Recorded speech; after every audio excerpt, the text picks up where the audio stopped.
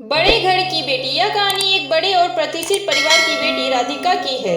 वह एक समृद्ध और ऐश्वर्यपूर्ण जीवन जीने वाली लड़की है जो अपने परिवार की उम्मीदों और समाज की मान्यताओं से जूझती है।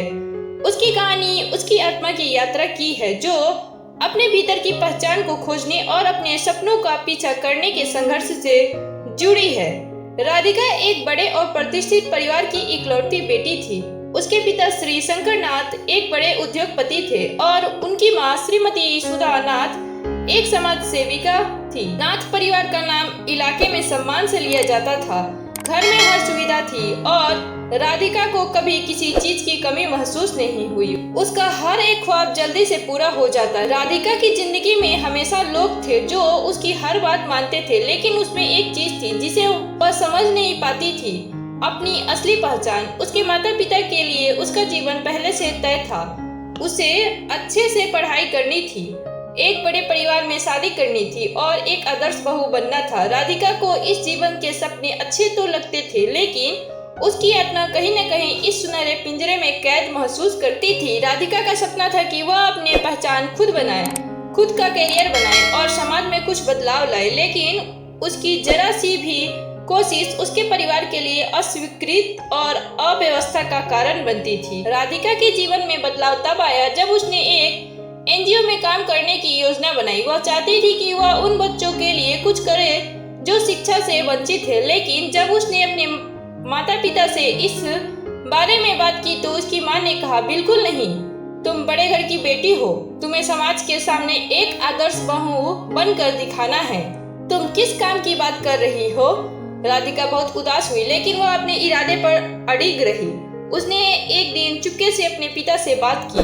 श्री शंकर नाथ ने कहा, बिल्कुल बेटा, तुम कुछ भी कर सकती, लेकिन हमसे सहमति लेकर। हमें समाज के बीच अपनी इज्जत की चिंता रहती है। यह कहकर उन्होंने राधिका को आगे बढ़ने की इजाजत दी, लेकिन साथ ही कुछ शर्त भी रखी। राधिका ने अपने काम की शुरुआत की और देखती है कि लोग उसकी मदद का स्वागत करते हैं, लेकिन परिवार और समाज में इसे लेकर कई सवाल उठने लगते हैं।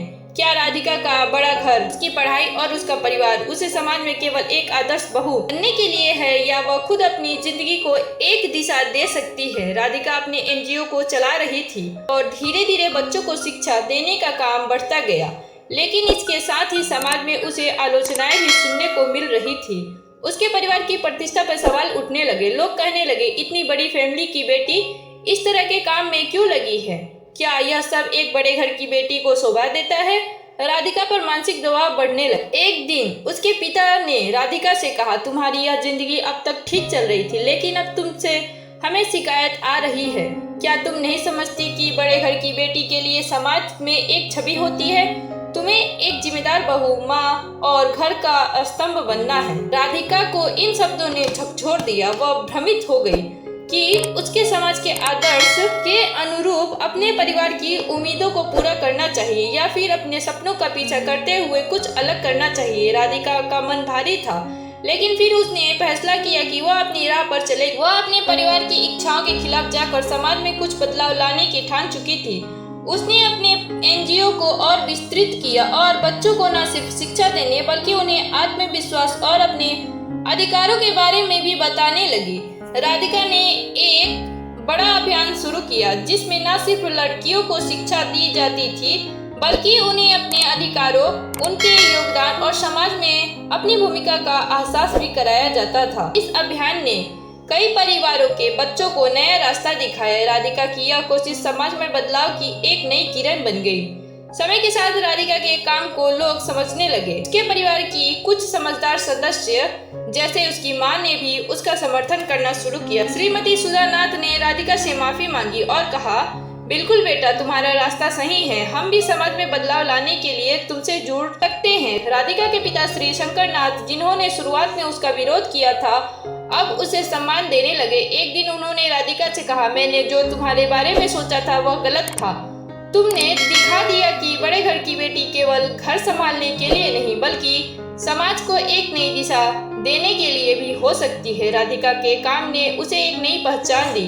समाज में उसकी मेहनत और संघर्ष की सराहना होने लगी। वह सिर्फ बड़े घर की बेटी नहीं बल्कि एक प्रेरणा बन गई थी। उसकी यात्रा ने साबित किया कि इंसान अपनी पहचान खुद बना सकता है। चाहे वह किसी भी परिवार में पैदा हो।